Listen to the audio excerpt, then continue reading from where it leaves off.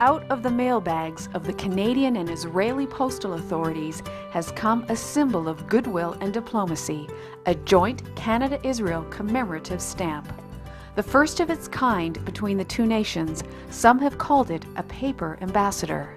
The purpose of the joint stamp was to celebrate the solid 60-year friendship between two nations.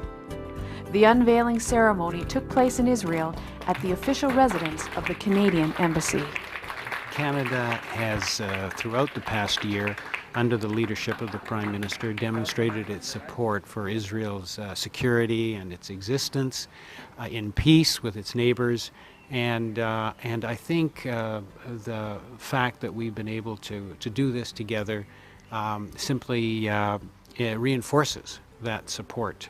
The joint stamp bears the iconic symbols of both nations, the Canadian maple leaf and the Israeli Magen David, or Star of David. The issuing of a joint stamp between Canada and another nation is not a common occurrence. They are not that frequent, and they're usually, in fact, reserved for some major event, and normally it takes almost 2 years in order to get a joint stamp produced and issued.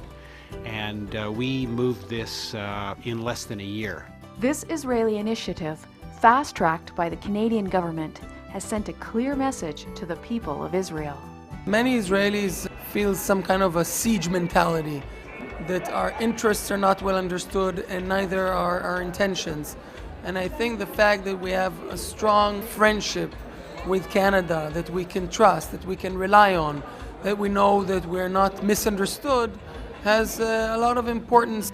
Coming at a time when Israel's relations with other Western nations are coming under increasing strain, in Israel, the little paper ambassador is receiving a stamp of approval.